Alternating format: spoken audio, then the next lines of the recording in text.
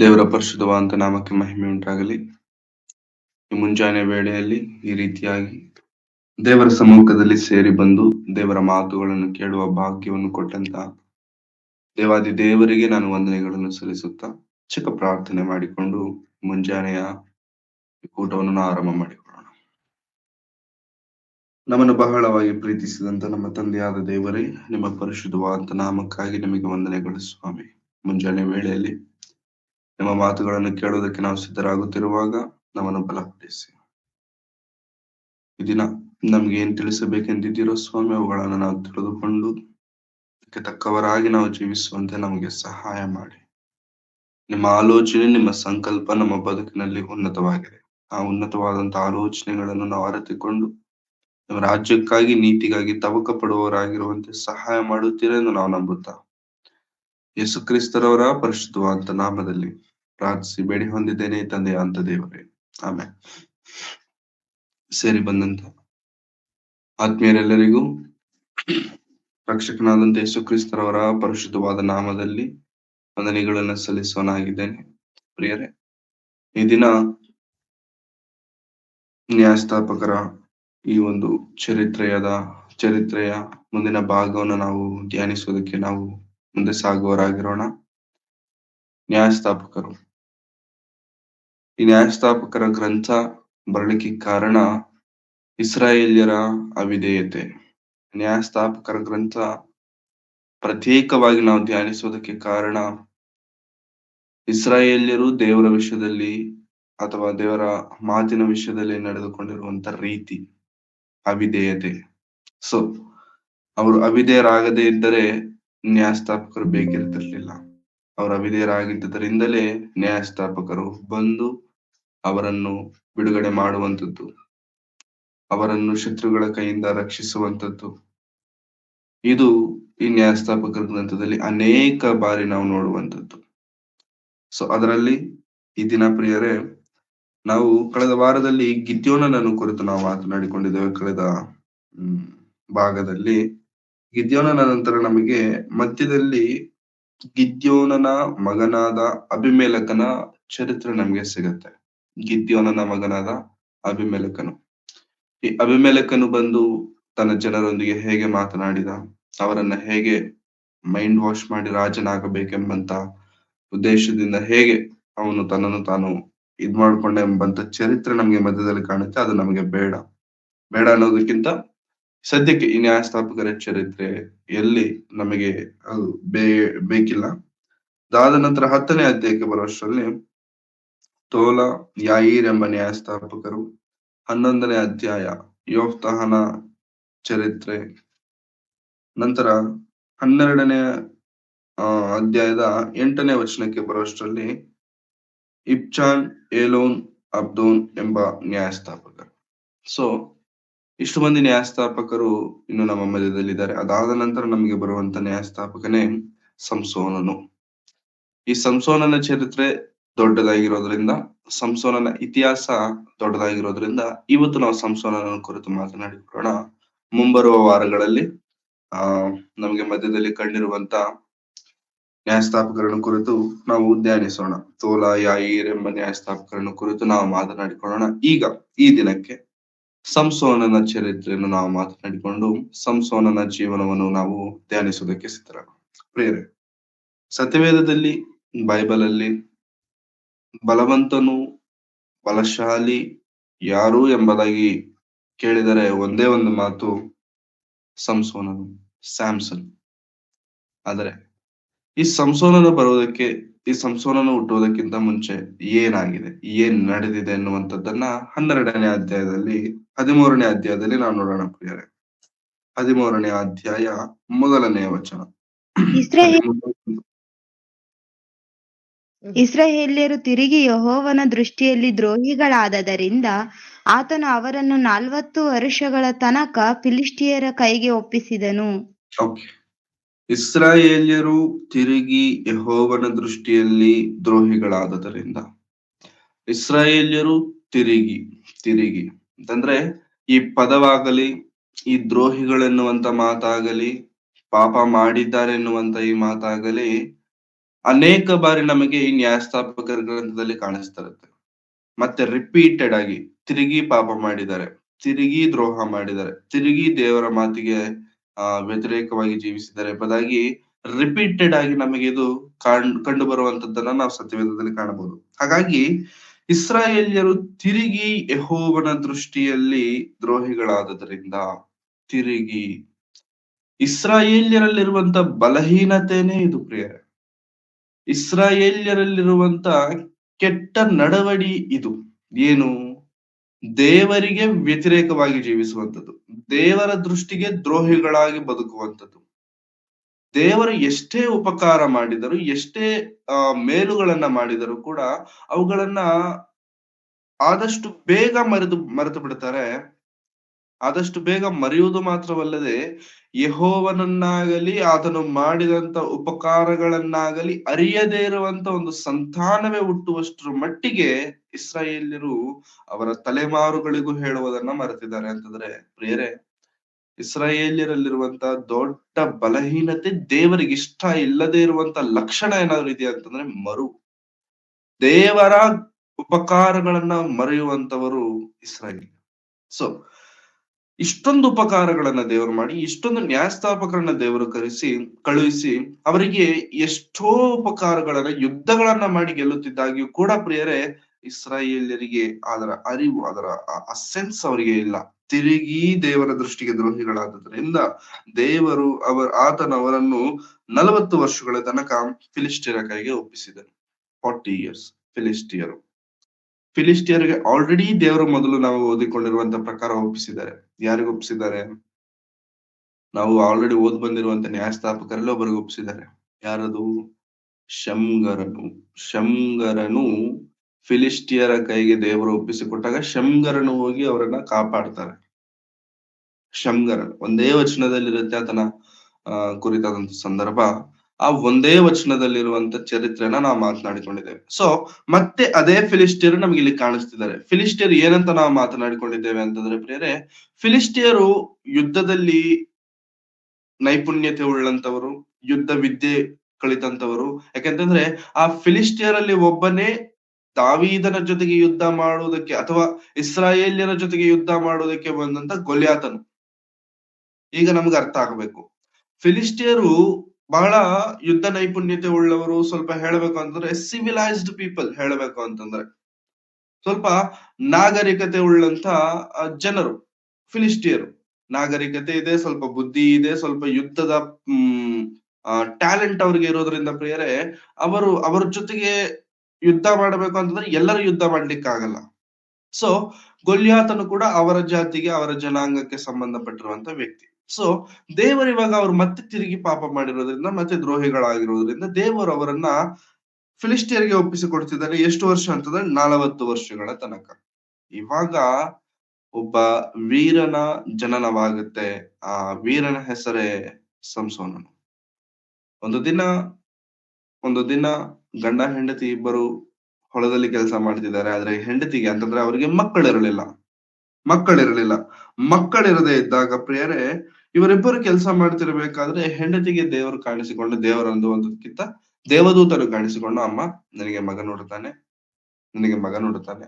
ಆ ಮಗನು ಇಸ್ರಾಯೇಲ್ಯರನ್ನು ಕಾಪಾಡುವಂತವನು, ಪ್ರತಿಷ್ಠಿತನಾಗಿರೋದ್ರಿಂದ ನೀನು ಯಾವುದೇ ರೀತಿಯಾದಂತ ಕೆಟ್ಟ ಪದಾರ್ಥಗಳನ್ನು ನೀನು ತೆಗೆದುಕೊಳ್ಳಬಾರದು. ಅವನ ತಲೆಯ ಮೇಲೆ ಕ್ಷೌರಕತ್ತಿಯನ್ನು ಇಡಬಾರದು. ಅವನು ಸಾಯುವವರೆಗೂ ದೇವನಿಗೆ ಪ್ರತಿಷ್ಠಿತನಾಗಿರ್ತಾನೆ ಎಂಬುದಾಗಿ ಈ ಮಾತೆಲ್ಲ ಹೇಳ್ಬಿಟ್ಟು ಹೋದಾಗ ಇಮಿಡಿಯೇಟ್ ಆಗಿ ಓಡೋಗಿ ಗಂಡನನ್ನ ಕರ್ಕೊಂಡ್ ಬರ್ತಾನೆ. ಗಂಡನು ಯಾರು? ಮನೋಹನು. ಹೌದಾ? ಮನೋಹನು ಗಂಡನನ್ನ ಕರ್ಕೊಂಡು ಬಂದಾಗ ಗಂಡನಿಗೂ ಸಹ ಸೇಮ್ ಅದೇ ವಿಷಯಗಳನ್ನ ದೇವದೂತನ ಹೇಳಿದಾಗ, ಇಲ್ಲ ಇಷ್ಟು ಒಳ್ಳೆ ವಿಷಯ ನೀವು ನಮ್ಗೆ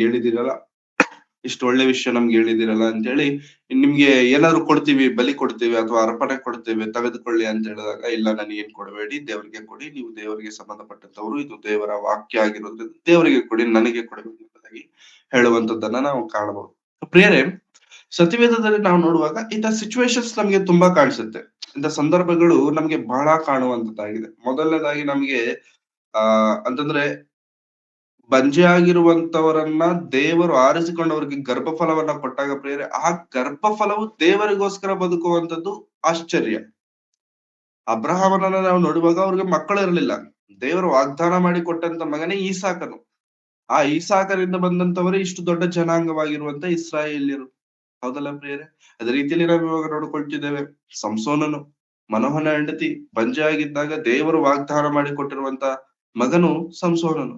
ಇನ್ನು ಮುಂದಕ್ಕೆ ನಾವು ಹೋಗೋದಾದ್ರೆ ಪ್ರಿಯರೇ, ಹನ್ನಳಿಗೆ ಗರ್ಭ ಇರಲಿಲ್ಲ, ಬಂಜೆ ಆಗಿದ್ದಳು.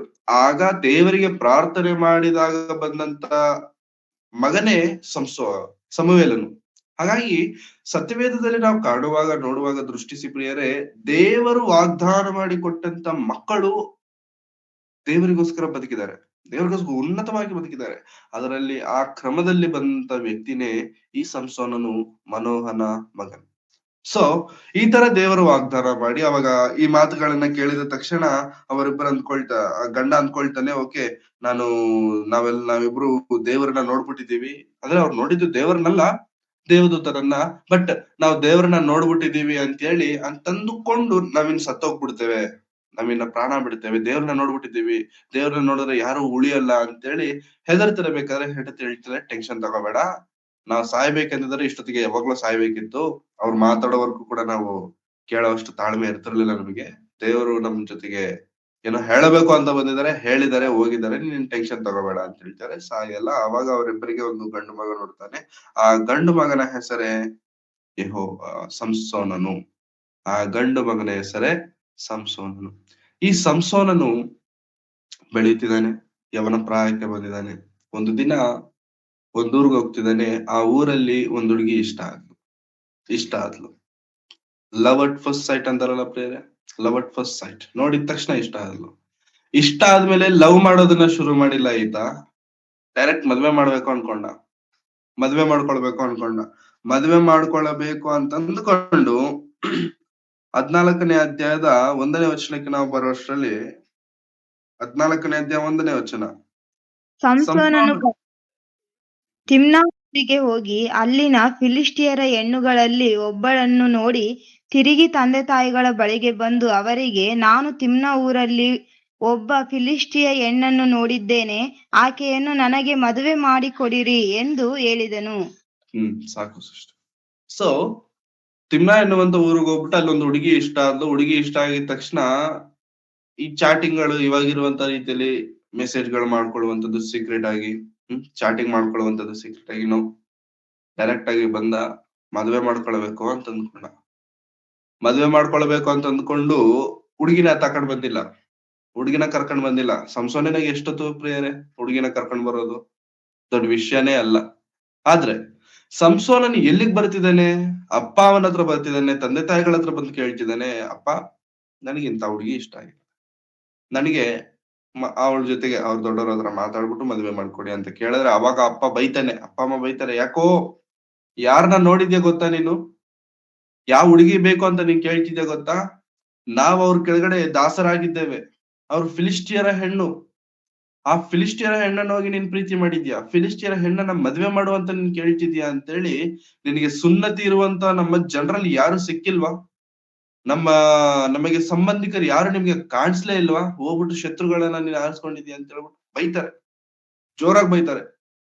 ಮತ್ತೆ ಇವನು ಇವಾಗ ಸಂಸೋನನು ಡೀಪ್ ಲವ್ ಅಲ್ಲಿ ಇದಾನಲ್ಲ, ನೋಡಿದ ತಕ್ಷಣ ಲವ್ ಅಟ್ ಫಸ್ಟ್ ಸೈಟ್ ಆಗೋಯ್ತಲ್ಲ, ಮದ್ವೆ ಮಾಡ್ಕೊಳ್ಬೇಕೆನ್ನುವಂತ ಕಾನ್ಸೆಪ್ಟ್ ಅಲ್ಲಿ ಇದಾನಲ್ಲ. ಸೊ ಅವಾಗ ಹೇಳ್ತಾನೆ, ಇಲ್ಲ ನೀವೇನಾದ್ರೂ ಹೇಳಿ ನನಗೆ ಆ ಹುಡುಗಿ ಬೇಕೇ ಬೇಕು ಅಂತೇಳಿ ಹಠ ಮಾಡಿ ಅಪ್ಪ ಅಮ್ಮನ ಒಪ್ಪಿಸ್ತಾನೆ. ನಮ್ ಜೀವನದಲ್ಲೂ ಕೂಡ ತುಂಬಾ ಕಥೆಗಳನ್ನ ಕೇಳಿರ್ತೇವೆ, ಹೌದಾ? ತುಂಬಾ ಕಥೆಗಳನ್ನೋದಕ್ಕಿಂತ ತುಂಬಾ ನಮ್ಮ ಫ್ರೆಂಡ್ಸ್, ನಮ್ಮ ಕೊಲೀಗ್ಸ್, ನಮ್ಮ ಜೊತೆಲಿರುವಂತ ಕೆಲವೊಂದು ಸ್ಟೋರೀಸ್ ನಾವು ಕೇಳಿರ್ತೇವೆ. ಏನದು? ಮನೇಲಿ ಜಗಳ ಮಾಡೋದು. ಯಾವ್ದಕ್ಕೆ ಅಂತಂದ್ರೆ, ನನಗೆ ಅವನೇ ಬೇಕು, ನನಗೆ ಇವಳೇ ಬೇಕು ಅಂತ ಹಿಂಗ್ ಹೇಳೋದಿದೆ ನೋಡಿ ಪ್ರಿಯರೇ. 90% ಯಾವ್ದು ಕರೆಕ್ಟ್ ಆಗಲ್ಲ, 99% ಯಾವ್ದು ಪರ್ಫೆಕ್ಟ್ ಆಗಿರಲ್ಲ ಪ್ರಿಯರೇ. ಸಂಸೋನನ ಈ ಮುಂದಿನ ಚರಿತ್ರೆಯಲ್ಲೂ ಕೂಡ ಅವ್ನು ಪ್ರೀತಿ ಮಾಡಿದ್ದಾನೆ, ತಪ್ಪಲ್ಲ, ಪ್ರೀತಿ ಮಾಡುವಂತದ್ದು ತಪ್ಪಲ್ಲ ಪ್ರಿಯರೇ. ಆದರೆ ಅಪ್ಪ ಅಮ್ಮ ಹೇಳದ ಮೇಲೂ ಕೂಡ ಅವ್ನು ಯೋಚನೆ ಮಾಡಿಲ್ಲ ನೋಡಿ, ಅದು ತಪ್ಪು. ಇವತ್ತಿನ ಜನರೇಷನ್ ಅಲ್ಲಿರುವಂತ ಇದು ಪ್ರಾಬ್ಲಮ್ ಅದೇ. ಏನದಂತಂದ್ರೆ, ಈ ವಯಸ್ಸಲ್ಲಿ ಪ್ರೀತಿ ಹುಟ್ಟೋದ್ ತಪ್ಪಂತ ನಾನು ಹೇಳ್ತಿಲ್ಲ, ಅದು ಸಹಜ ಹುಟ್ಟುತ್ತೆ. ಆದ್ರೆ ಅದು ಸರಿ ಸರಿ ಇಲ್ಲ ಅಂತ ಹೇಳೋರು ಕೆಲವರು ಇರ್ತಾರೆ. ನಮಗೆ ಹಿರಿಯರು, ಗೊತ್ತಿರೋರು, ದೊಡ್ಡವರು ಇರ್ತಾರೆ. ಅವ್ರು ಹೇಳ್ತಾರೆ ಅದು ಒಳ್ಳೇದಾಗಿತ್ತಾ, ಏನು ಅದ್ರ ಬಗ್ಗೆ ಜಾಸ್ತಿ ಇದ್ ಮಾಡಕ್ ಹೋಗಲ್ಲ. ಅದು ಕೆಟ್ಟದಾಯ್ತಾ ಇಮಿಡಿಯೇಟ್ ಆಗಿ ಹೇಳ್ತಾರೆ ಬೇಡ ಬೇಡ ಅಂತ ಹೇಳಿದಾಗ ನಾವು ಯೋಚನೆ ಮಾಡ್ಬೇಕಾದ್ರೆ ಅದು ಕಾಮನ್ ಸೆನ್ಸ್. ಇವತ್ತಿರುವಂತ ಜನರೇಷನ್ಗೆ ಆ ಕಾಮನ್ ಸೆನ್ಸ್ ಇಲ್ಲ. ಬೇಡ ಅಂತ ಹೇಳಿದಷ್ಟು ಜಾಸ್ತಿ ಮಾಡ್ತಾರೆ. ನೀನ್ ಹೋಗ್ಬೇಡ, ಮಾಡ್ಬೇಡ, ಮಾತಾಡ್ಬೇಡ ಅಂದಷ್ಟು ಜಾಸ್ತಿ ಮಾತಾಡ್ತಾರೆ. ಮಾಡಬಾರ್ದು ಅನ್ನುವಂಥದ್ದನ್ನೇ ಮಾಡ್ತಿರ್ತಾರೆ. ಸೊ ಪ್ರಿಯರೇ, ಸಂಸೋನನು ಕೂಡ ಅದನ್ನೇ ಮಾಡ್ದ. ಹಠ ಹಠ ಹಠ ಎಷ್ಟು ಹಠ ಮಾಡ್ದ ಅಂತಂದ್ರೆ, ನನಗ್ ಬೇಕೇ ಬೇಕು. ಸರಿ ಆಯ್ತು, ಹೋಗೋಣ ಬಾ ಹೋಗೋಣ ಬಾ ಅಂತೇಳಿ ತಿಮ್ನಾಗೆ ಹೋಗುವಂತ ದಾರಿಯ ಮಧ್ಯದಲ್ಲಿ ಸಿಂಹ ಅಡ್ಡ ಬರುತ್ತೆ. ಗರ್ಜಿಸುವ ಸಿಂಹ. ನೋಡಿ 5ನೇ ವಚನ. ತನ್ನ ತಂದೆ ತಾಯಿಗಳ ಸಹಿತವಾಗಿ ತಿಮ್ನಾ ಊರಿಗೆ ಹೊರಟು ಅಲ್ಲಿನ ದ್ರಾಕ್ಷಾ ತೋಟಗಳ ಬಳಿಗೆ ಬಂದಾಗ ಒಂದು ಪ್ರಾಯದ ಸಿಂಹವು ಗರ್ಜಿಸುತ್ತಾ ಅವನೆದುರಿಗೆ ಬಂದಿತು. ಅವನ ಕೈಯಲ್ಲಿ ಯಾವ ಸಿಂಹ? ಇಟ್ಸ್ ನಾಟ್ ಅನ್ ಆರ್ಡಿನರಿ ಸಿಂಹ, ಇಟ್ ಇಸ್ ಪ್ರಾಯದ ಸಿಂಹ. ಅಂತಂದ್ರೆ ಪ್ರಾಯದ ಸಿಂಹ ಅಂತಂದ್ರೆ ಸಿಂಹಕ್ಕಿಂತ ಅಂತಂದ್ರೆ ನಾರ್ಮಲ್ ಸಿಂಹಗಳಿಗಿಂತ ಇಟ್ ಇಸ್ ವೆರಿ ಸ್ಟ್ರಾಂಗ್. ಕೆಲವು ಸಿಂಹಗಳು ಇರ್ತಾವಲ್ಲ ಪ್ರಿಯರೇ, ಅದರ ಮಸಲ್ಸ್ ಹಂಗೆ ಕಾಣಿಸ್ತಾ ಇರ್ತವೆ. ಅದರ ಬಾಡಿ ಸ್ಟ್ರಕ್ಚರ್ ನೋಡಿದ್ರೇನೆ ಅರ್ಧ ಭಯ ಬರುತ್ತೆ. ಅದರ ಜೂಳ್ ನೋಡಿದ್ರೇನೆ ನಮಗೆ ಅರ್ಧ ಭಯ ಬಂದ್ಬಿಡ್ಬೇಕು. ಆ ತರ ಇರುತ್ತೆ ಪ್ರಿಯರೇ. ಸೊ ಇಂಥ ಪ್ರಾಯದ ಸಿಂಹ ಸಂಸೋನನ ಮುಂದೆ ಬಂದಿದೆ ಅಂತೆ. 6ನೇ ವಚನದಲ್ಲಿ, ಅವನ ಕೈಯಲ್ಲಿ ಏನು ಇಲ್ಲದಿದ್ದರೂ ಯೆಹೋವನ ಆತ್ಮವು ಆತನ ಮೇಲೆ ಪಕ್ಕನೆ ಬಂದದರಿಂದ ಆ ಸಿಂಹವನ್ನು ಹೋತ ಮರಿಯನ್ನೋ ಎಂಬಂತೆ ಸೀಳಿ ಬಿಟ್ಟನು. ಹೆಂಗಿರುತ್ತೆ ಗೊತ್ತಾ ಪ್ರಿಯರೇ ಸಂಸೋನನ ಜೀವನ? ಮನುಷ್ಯರಿಗೆ ಸಾಧ್ಯನಾ? ಮನುಷ್ಯರಿಗೆ ಇದಾಗತ್ತಾ? ಇಸ್ ಇಟ್ ಈವನ್ ಪಾಸಿಬಲ್ ಅಂತ ಅನ್ಸುತ್ತೆ. ಹೌದಲ್ಲ ಪ್ರಿಯರೇ? ಪ್ರಾಯದ ಸಿಂಹ ಬಂದಿದೆ, ಅದು ಗರ್ಜನೆ ಮಾಡ್ತಿದೆ, ಗರ್ಜಿಸುತ್ತಿದೆ, ಅವನ ಕೈಯಲ್ಲಿ ಏನೂ ಇಲ್ಲವಂತೆ. ಆದರೂ ಹೇಗೆ ಅದನ್ನ ಸೀಳಿಬಿಟ್ಟಿದ್ದಾನೆ? ಅಂತೆ ಪ್ರಿಯರೇ? ಹೋತವನ್ನು ಅಂತಾರೆ ಏನದು, ಕುರಿಯನ್ನ ಸೀಳಿಬಿಟ್ಟಂಗೆ ಅವನನ್ನ ಪಕ್ಕನೆ ಸೀಳಿಬಿಟ್ಟನು. ಹೋತ ಮರಿಯನ್ನೋ ಎಂಬಂತೆ ಸೀಳಿಬಿಟ್ಟನು. ಹೋತ ಮರಿಯನ್ನೋ. ಸೊ ಹೇಗೆ ಇದು ಸಾಧ್ಯವಾಯಿತು ಅಂತಂದ್ರೆ, ಯೆಹೋವನ ಆತ್ಮವು ಆತನ ಮೇಲೆ ಬಂದದರಿಂದ. ಯೆಹೋವನ ಆತ್ಮ, ದೇವರ ಶಕ್ತಿ. ಇದು ಮನುಷ್ಯರಿಗೆ ಅಸಾಧ್ಯವೇ, ಆದರೆ ದೇವರಿಗೆ ಸಮಸ್ತವು ಸಾಧ್ಯ. ಸೊ ಸಂಸೋನನ ಜೀವನದಲ್ಲಿ ಇದೊಂದೇ ಅಲ್ಲ ಪ್ರಿಯರೇ, ಇನ್ನು ಮುಂದೆ ತುಂಬಾ ನಡೆಯುತ್ತೆ. ಆ ನಡೆಯುವಂತ ವಿಷಯಗಳು ಕೂಡ ಪ್ರಿಯರೇ ನಮಗೆ ಇಸ್ ಇಟ್ ಇವನ್ ಪಾಸಿಬಲ್, ಸಾಧ್ಯನ ಮನುಷ್ಯರು ಮಾಡ್ಲಿಕ್ಕೆ ಆಗುತ್ತೆ ಅಂತಂದ್ರೆ ದೇವ್ರು ಮಾಡಿಸ್ತಾರೆ, ದೇವ್ರು ನಡೆಸ್ತಾರೆ. ಆ ರೀತಿಯಲ್ಲಿ ನಡೀತಿರ್ಬೇಕಾದ್ರೆ ಪ್ರಿಯರೇ ಹೋಗ್ತಾರೆ, ಮಾತಾಡ್ಮೇಲೆ ಮತ್ತೆ ಕೆಲವು ದಿನಗಳಾದ ಮೇಲೆ ಮತ್ತೆ ಅದೇ ದಾರಿಯಲ್ಲಿ ಹೋಗ್ತಿರ್ಬೇಕಾದ್ರೆ ಪ್ರಿಯರೇ ಸಂಸೋನಿಗೆ ನೆನಪಾಯ್ತು, ಓಕೆ ಲಾಸ್ಟ್ ಟೈಮ್ ಇಲ್ಲಿಗೆ ಬಂದಾಗದೇನೆ ಪ್ರಾಯದ ಸಿಂಹ ನನ್ನ ಮೇಲೆ ಬಂದಿತ್ತು, ನಾನು ಅದ್ರ ದವಡೆನ ಸೈಡ್ ಮಾಡ್ಬಿಟ್ಟು ಸಾಯಿಸಿದ್ದು ಅಂತೇಳಿ ಅದರ ಕಳೆ ಬರ ನೋಡೋಣ ಅಂತ ಹೇಳಿ ಹೋಗ್ತಾನೆ. ಆದ್ರೆ ಆ ಸ್ಕೆಲಿಟನ್ ಅಲ್ಲಿ, ಆ ಕಲೆ ಬರದಲ್ಲಿ ಜೇನ್ ಹಿಡಿದಿರುತ್ತೆ, ಜೇನು. ಸೊ ಇಮಿಡಿಯೇಟ್ ಆಗಿ ಅದನ್ನ ತಗೊಂಡು ಬಂದು ಅದನ್ನ ಅಪ್ಪ ಅಮ್ಮನ್ ಕೊಟ್ಟು ತಿಂತಾ ಹೋಗ್ತಾನೆ ದಾರಿಯಲ್ಲಿ. ಆದ್ರೆ ಅಪ್ಪ ಅಮ್ಮನಿಗೆ ಗೊತ್ತಿಲ್ಲ, ಅಪ್ಪ ಅಮ್ಮನಿಗೆ ಹೇಳಿಲ್ಲ. ಸಿಂಹ ಬಂದಿರೋದು ಗೊತ್ತಿಲ್ಲ, ಸಿಂಹನನ್ನ ಸಾಯಿಸಿರೋದು ಗೊತ್ತಿಲ್ಲ. ಆ ಸಿಂಹದ ಕಲೆಬರದಿಂದಲೇ ಈ ಜೇನುತುಪ್ಪ ತಂದಿದ್ದೀನಿ ಅನ್ನುವಂತ ವಿಷಯನೂ ಕೂಡ ಅವ್ರಿಗೆ ಗೊತ್ತಿಲ್ಲ, ಹೇಳಿಲ್ಲ. ಸಂಸೋನನು ಹೇಳಿಲ್ಲ. ಸೊ ಈ ರೀತಿಯಾಗಿ ಹೇಳದೆ 10ನೇ ವಚನಕ್ಕೆ ನಾವು ಬರೋಷ್ಟರಲ್ಲಿ ಪ್ರಿಯರೇ, 10ನೇ ವಚನ. ಸಂಸೋನನ ತಂದೆಯು ಹೆಣ್ಣಿನ ಮನೆಗೆ ಬಂದ ಮೇಲೆ ಸಂಸೋನನು ಯೌವನಸ್ಥರ ಪದ್ಧತಿಯ ಪ್ರಕಾರ ಅಲ್ಲಿ ಔತಣವನ್ನು ಸಿದ್ಧ ಮಾಡಿಸಿದನು.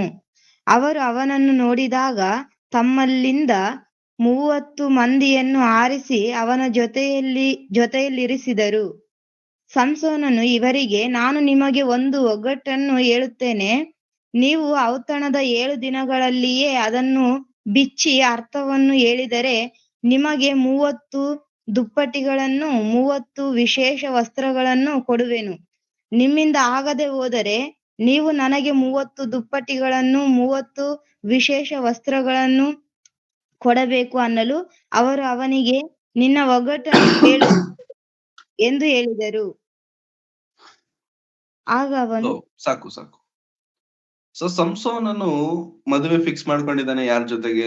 ಫಿಲಿಸ್ಟಿಯರ ಹೆಣ್ಣು ಜೊತೆಗೆ. ಮದುವೆ ಫಿಕ್ಸ್ ಆಯ್ತು. ಇನ್ನೆಲ್ಲ ಆಯ್ತು, ಮಾತುಕತೆ ಆಯ್ತು. ಇವಾಗ ಫಂಕ್ಷನ್ ಅರೇಂಜ್ ಮಾಡಿದ್ದಾನೆ. ಒಂಥರ ಫಂಕ್ಷನ್, ಅದು ಅವರ ಆಚಾರ, ಅವರ ಪದ್ಧತಿ. ಎಷ್ಟು ದಿನ? 7 ದಿನ ಫಂಕ್ಷನ್. ಅಂದ್ರೆ ಒಂದು ವಾರ ಫಂಕ್ಷನ್, ದೊಡ್ಡ ಫಂಕ್ಷನ್ ಅರೇಂಜ್ ಮಾಡಿದ್ದಾನೆ. ಯಾರು? ಹೆಣ್ ಕಡೆಯಿಂದಾನು ತುಂಬಾ ಜನ ಬಂದಿದ್ದಾರೆ. ಆ ಹೆಣ್ಣು ಕಡೆಯಿಂದ ಬಂದಂತವ್ರನ್ನ 30 ಜನರಿದ್ದಾರೆ. ಸೊ 30 ಜನರನ್ನ ಆರಿಸ್ಕೊಂಡಿದ್ದಾನೆ, ಯವನಸ್ಥರನ್ನ ಆರಿಸಿಕೊಂಡು 7 ದಿನ ಏನ್ ಮಾಡ್ತೀರಾ ನೀವು ಸುಮ್ಮನೆ? 7 ದಿನ ಇರ್ಬೇಕಲ್ವಾ ಇಲ್ಲೇ? 7 ದಿನ ಇರ್ತೀರಲ್ವಾ? ಸುಮ್ನೆ ಯಾಕೆ ನೀವು ಟೈಮ್ ವೇಸ್ಟ್ ಮಾಡ್ತೀರಾ? ನಾನ್ ನಿಮ್ಗೊಂದು ಒಗಟನ್ನ ಹೇಳ್ತೇನೆ. ಆ ಒಗಟನ್ನ ನೀವು ಬಿಡಿಸಿ ಹೇಳಿದ್ರ ನಾನು ನಿಮಗೆ 30 ಮಂದಿ ಇರಲ್ಲ, 30 ಮಂದಿಗೆ ದುಪ್ಪಟಿ ವಿಶೇಷ ವಸ್ತ್ರಗಳನ್ನ ಕೊಡ್ತೇನೆ. ನೀವು ಹೇಳ್ಲಿಕ್ಕಾಗಿಲ್ವಾ? ನೀವ್ 30 ಮಂದಿ ನನಗ್ ಕೊಡ್ಬೇಕು. ಇದು ಪ್ರೈಸ್ ಮನಿ. ಕಾಂಪಿಟೇಷನ್ ಏನಂತಂದ್ರೆ, ಯಾರಾದ್ರೆ ಆ ಒಗಟನ ಹೇಳ್ತಾರೋ ಅವರಿಗೆ ಆ ಇದು ಒಗಟನ ಬಿಡಿಸ್ಬೇಕು. ಈಗ ಸರಿ ಆಯ್ತು, ಹೇಳು. ಎಷ್ಟೋ ಒಗ್ಗಟ್ಟನ್ನ ನಾವು ಹೇಳಿದ್ದೇವೆ. ನಾವು ಮೊದ್ಲೇ ಫಿಲಿಸ್ಟಿಯರು, ನಾವು ನಿಮ್ಮನ್ನ ಆಳ್ತಿರೋರು. ನೀವು ನಮ್ಮ ಹತ್ರ ಇರೋ ದಾಸರು. ನಾವ್ ಹೇಳಲಿಕ್ಕೆ ಆಗದಿರುವಂತದ್ದು ಏನೈತೆ? ಹೇಳು ಒಗಟನ್ನ, ನಾನ್ ಹೇಳ್ತೇನೆ ಅಂತ ಹೇಳಿದಾಗ, ಅವಾಗ ಸಂಸೋನನು ಒಂದು ಒಗಟನ್ನ ಹೇಳ್ತಾನೆ. ತಿಂದು ಬಿಡುವಂತದರಿಂದ ತಿನ್ನತಕ್ಕದ್ದು ದೊರಕಿತು, ಕ್ರೂರವಾದದರಿಂದ ಮಧುರವಾದದ್ದು ಸಿಕ್ಕಿತು ಎಂದು ಹೇಳಿದನು. 3 ದಿನಗಳಾದರೂ ಅವರು ಅದನ್ನ ಬಿಚ್ಚಲಾರದೆ ಹೋದರು. 3 ದಿನಗಳಾಯ್ತು. 3 ದಿನಗಳಾದ್ರೂ ಅವ್ರಿಗೆ ಆನ್ಸರ್ ಸಿಕ್ತಿಲ್ಲ. ಟೈಮ್ ಹತ್ರ ಬರ್ತಿದೆ, ಭಯ ಆಗ್ತಿದೆ. ಅಯ್ಯೋ, ಇವನ್ ಕೈಯಲ್ಲಿ ನಾವು ಸೋತೋಗ್ಬಿಟ್ರೆ ಹೆಂಗೆ? ಇವನ್ ಕೈಯಲ್ಲಿ ನಾವು, ನಮ್ಮ ದಾಸನು ನಮ್ಮ ಹತ್ರ, ನಮ್ಮ ನಮ್ಮ ದೇಶದಲ್ಲಿರುವಂತವ್ನು ಇವನ್ ಕೈಯಲ್ಲಿ ಹಿಂಗೆ ಆದ್ರೆ ಹೆಂಗೆ ಅಂತೇಳಿ, ಅವಾಗ 3 ದಿನಗಳಾಯ್ತು, 4 ದಿನ ಆಯ್ತು, 5 ದಿನ ಆಯ್ತು, 6ನೇ ದಿನ ಆಯ್ತು, ಆಗಿಲ್ಲ ಇವ್ರಿಗೆ. ಎಲ್ಲಿ ಹೋಗ್ತಿದಾರೆ ಈಗ? ಸಂಸೋನನಿಗೆ ಆಗಬೇಕಾಗಿರುವಂತ ಹೆಂಡತಿ, ಇನ್ನು ಹೆಂಡತಿ ಆಗಿಲ್ಲ, ಮದುವೆ ಆಗಿಲ್ಲ. ಸಂಸೋನನಿಗೆ ಆಗಬೇಕಾಗಿರುವಂತ ಹೆಂಡತಿ ಹತ್ರ ಹೋಗಿ ಈ ಹೆಂಡತಿನ ರಿಕ್ವೆಸ್ಟ್ ಮಾಡ್ಕೊಳ್ತಾರೆ. ಏನಂತ ಅಂತಂದ್ರೆ, ನೀನು ಆ ಒಗ್ಗಟ್ಟನ್ನ ಕೇಳ್ಬಿಟ್ಟು ನಮ್ಗೆ ಆನ್ಸರ್ ಹೇಳು. ಒಂದು ವೇಳೆ ನೀನ್ ಹೇಳಿಲ್ಲ ಅಂತಂದ್ರೆ ಏನಂತಾರೆ, ಇದು ಬ್ಲಾಕ್ ಮೇಲ್ ಮಾಡ್ತಿದ್ದಾರೆ. ಒಂದು ವೇಳೆ ನೀನು ಹೇಳಿಲ್ಲ ಅಂತಂದ್ರೆ, 15ನೇ ವಚನ, ಅವರು 7ನೇ ದಿನದಲ್ಲಿ ಸಂಸೋನನ ಹೆಂಡತಿಗೆ, ನಿನ್ನ ಗಂಡನನ್ನು ಮರಳುಗೊಳಿಸಿ ಅವನಿಂದ ಒಗಟಿನ ಅರ್ಥವನ್ನು ತಿಳಿದುಕೋ, ಇಲ್ಲವಾದರೆ ನಾವು ನಿನ್ನನ್ನು ನಿನ್ನ ತಂದೆಯ ಮನೆಯವರನ್ನು ಬೆಂಕಿಯಿಂದ ಸುಟ್ಟು ಬಿಡುವೆವು. ನಮಗಿರುವುದೆಲ್ಲವನ್ನು ಕಸಿದುಕೊಳ್ಳುವುದಕ್ಕೆ ನಮ್ಮನ್ನು ಇಲ್ಲಿ ಕರೆಸಿದ್ದೀರೋ ಅಂದರು. ಸೊ ಅವನ ಹೆಂಡತಿ, ಆಗ್ಬೇಕಾರಂತ ಹೆಂಡತಿ ಹತ್ರ ಹೋಗ್ಬಿಟ್ಟು, ನೀನು ಕೇಳ್ಬಿಟ್ಟು ನಮ್ಗೆ ಆನ್ಸರ್ ಹೇಳು ಅಂತೇಳಿ ಭಯ ಹೆದರ್ಸ್ಬಿಟ್ರು. ಏನಂತಂದ್ರೆ, ನೀನ್ ಹೇಳಿಲ್ಲ ಅಂತಂದ್ರೆ ನಿನ್ನ ಮನೆಯವ್ರನ್ನ, ನಿಮ್ಮ ಅಪ್ಪನ ಎಲ್ಲಾರನ್ನು ಮನೆಗೆ ಹಾಕ್ಬಿಟ್ಟು ಕೂಡಾಕ್ಬಿಟ್ಟು ಬೆಂಕಿ ಹಾಕ್ಬಿಡ್ತೀವಿ ಸರ್, ಬೆಂಕಿ ಸಾಯಿಸ್ಬಿಡ್ತೀವಿ ನಿಮ್ಮನ್ನ ಅಂತೇಳಿ ಹೇಳಿದಾಗ, ಮರ್ಯಾದೆ ಪ್ರಶ್ನೆ ಇದು, ಹೌದಾ? ಮದ್ವೆಗ್ ಬಂದ್ಬಿಟ್ಟಿದೀವಿ, ಮದ್ವೆಯಲ್ಲಿ ಹಿಂಗೆ ಅವಮಾನ ಮಾಡೋದು ಹೇಗೆ ಅಂತ ಹೇಳ್ಬಿಟ್ಟು ಗಂಡನ ಹತ್ರ ಹೋಗಿ ಅಳ್ತಿದ್ದಾಳೆ.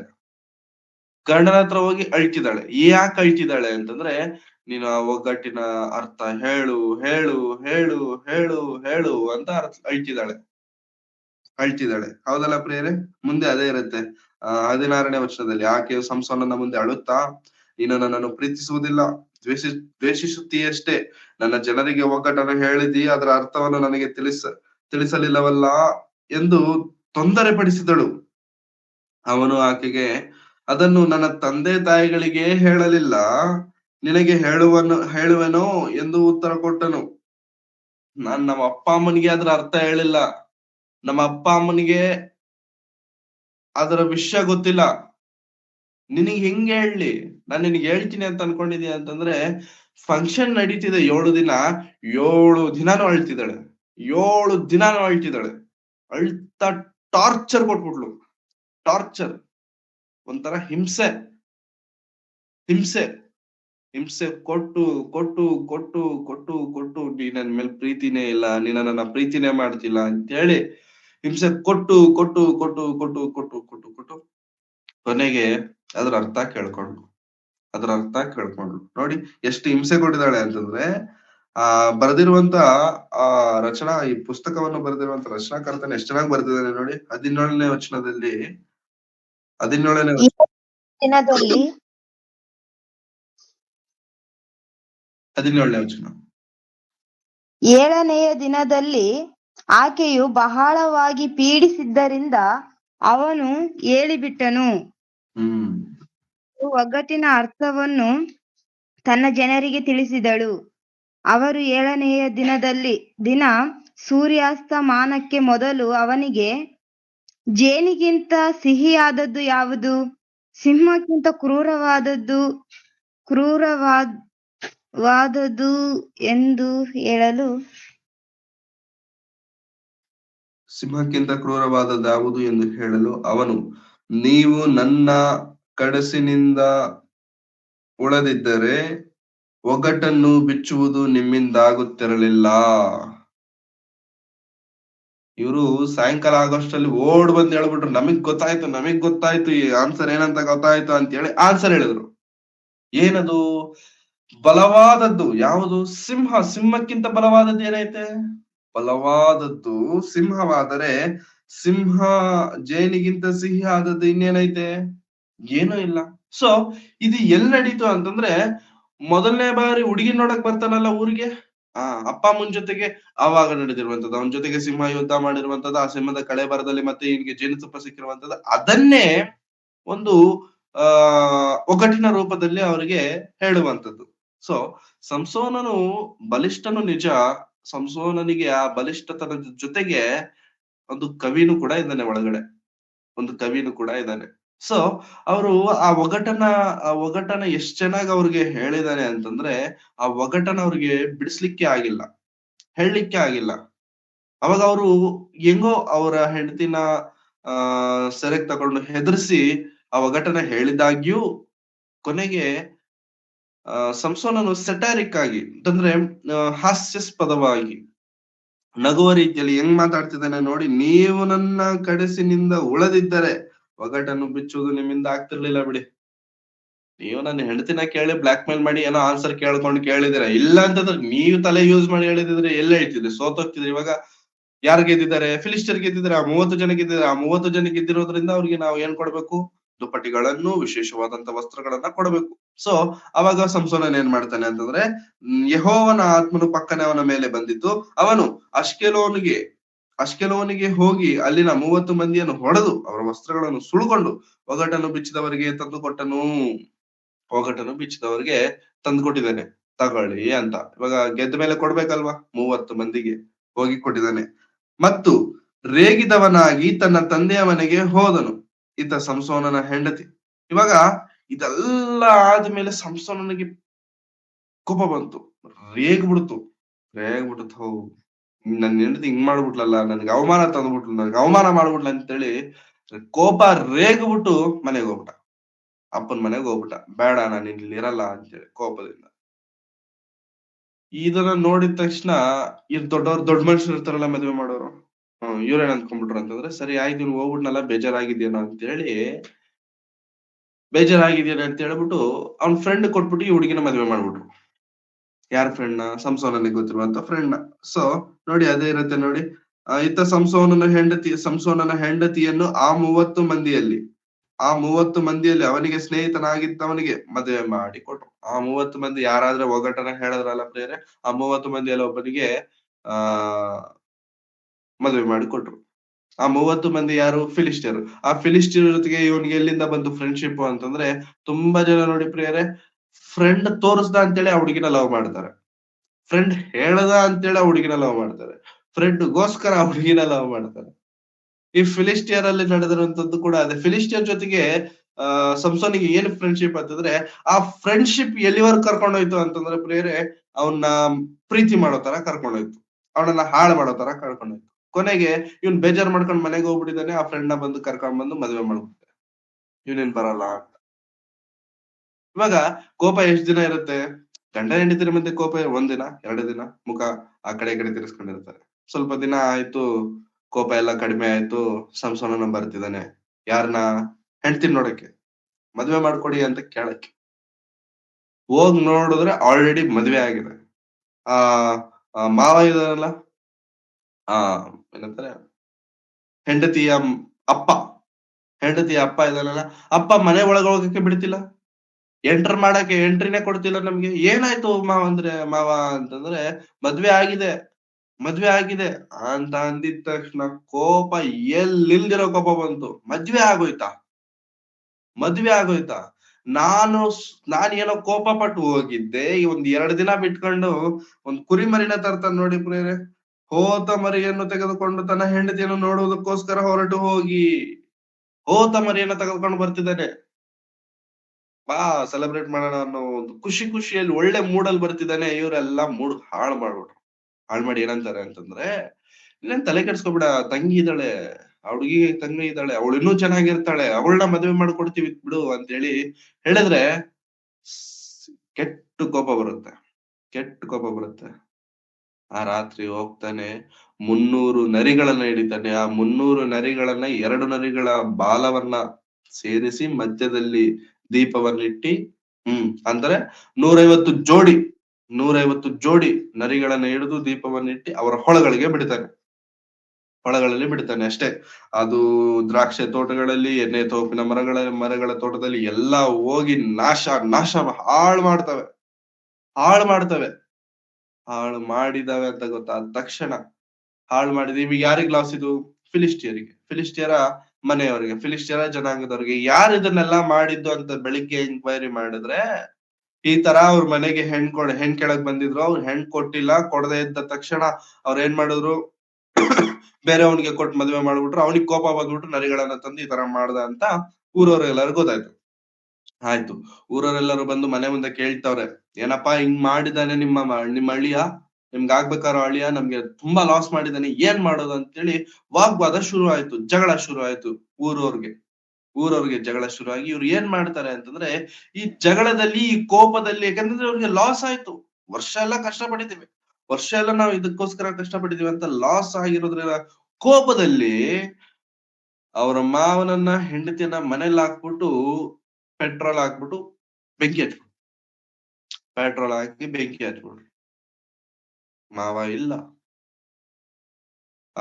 ಹೆಂಡತಿನೂ ಕೂಡ ಇಲ್ಲ. ಮಾವ ಇಲ್ಲ, ಹೆಂಡತಿ ಇಲ್ಲ. ನಡೆಯುತ್ತ ಪ್ರಿಯರೇ? ನೋಡೋಣ ಆ ಸಂದರ್ಭವನ್ನ ನಾವು ನೋಡೋಣ. ಫಿಲಿಷ್ಟಿಯರು ಇದನ್ನು ಮಾಡಿದವರಾರೆಂದು ವಿಚಾರಿಸುವಲ್ಲಿ ತಿಮ್ನ ಊರಿನವನ ಅಳಿಯನಾದ ಸಂಸೋನನೆಂದು ಗೊತ್ತಾಯಿತು.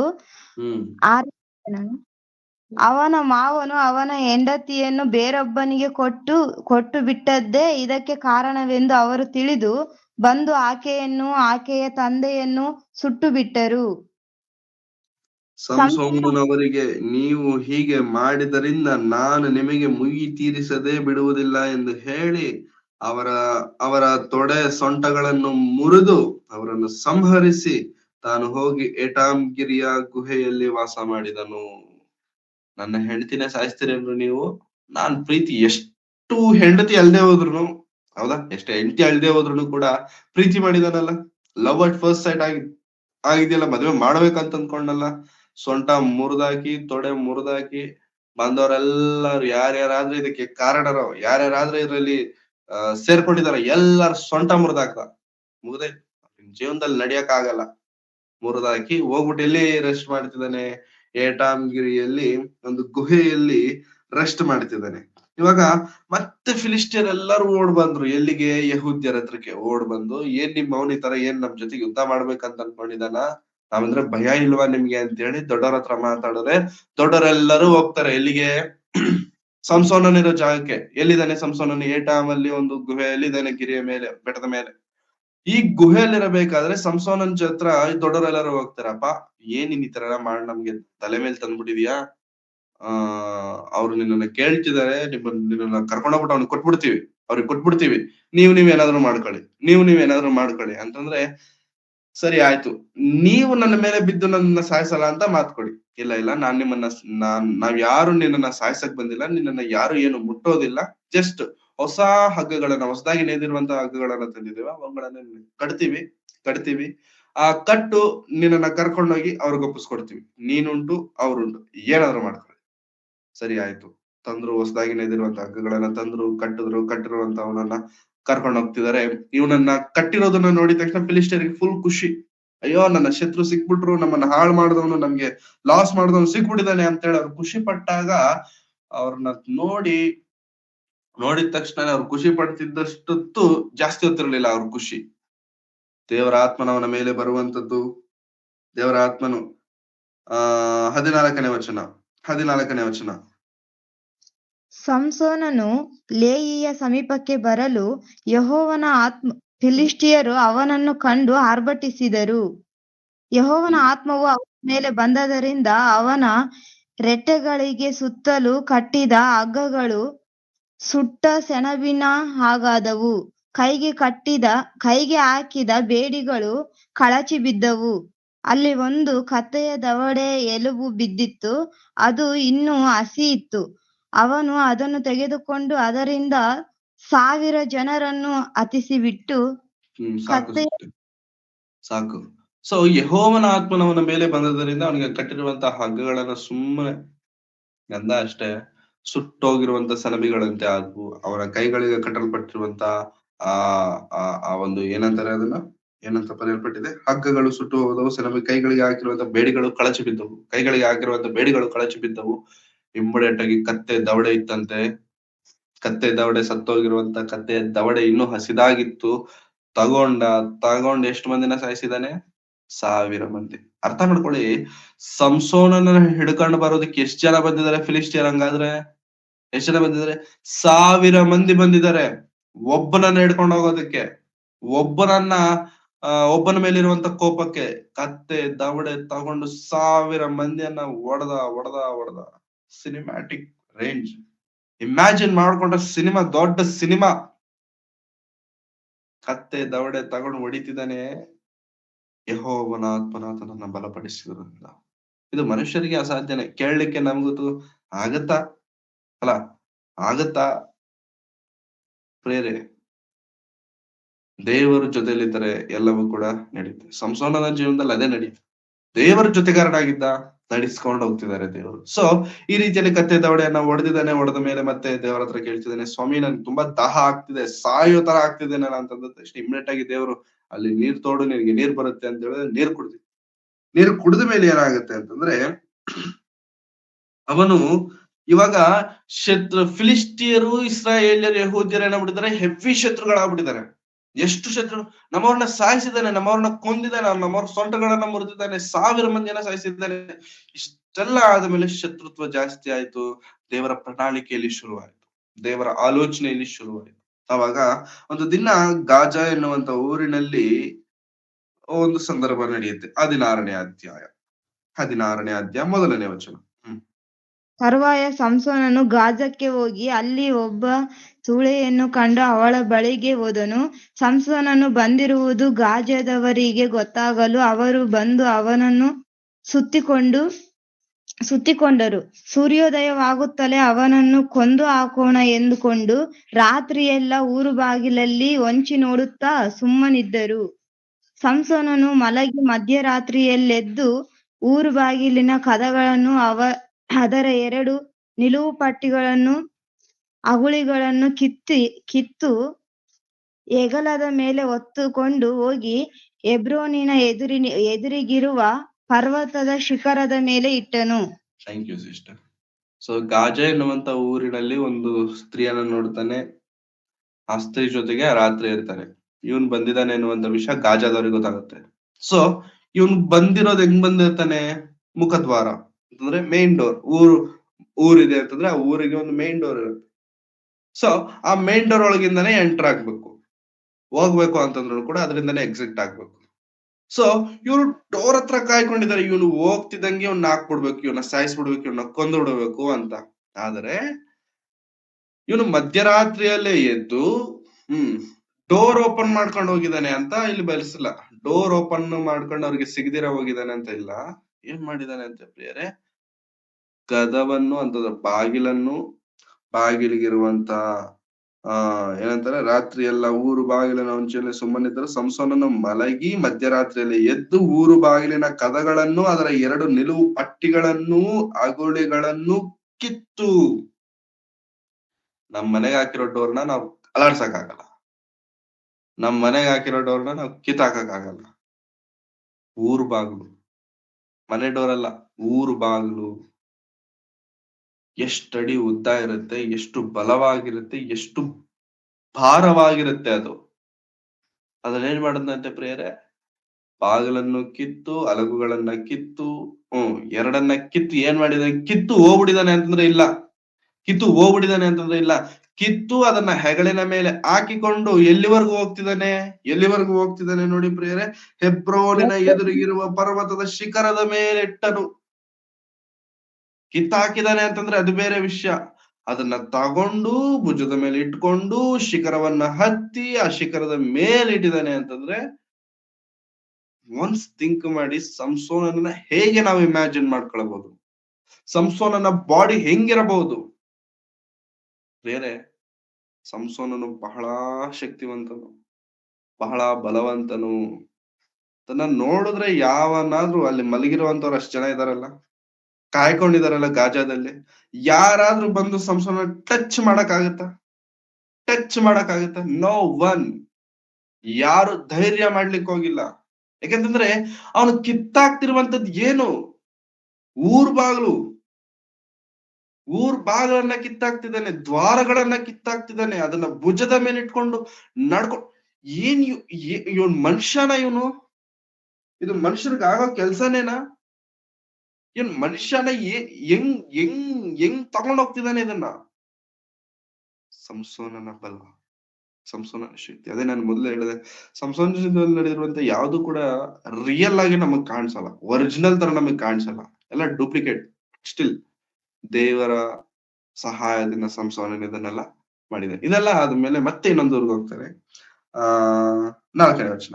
ಅನಂತರ ಸಂಸೋನನು ಸೊರೇಕ್ ತಗ್ಗಿನಲ್ಲಿ ವಾಸವಾಗಿದ್ದ ದೆಲೀಲ ಎಂಬ ಹೆಸರುಳ್ಳ ಒಬ್ಬ ಸ್ತ್ರೀಯಲ್ಲಿ ಮೋಹಿತನಾದ. ಇದು ಬೇರೆ ಸ್ತ್ರೀ.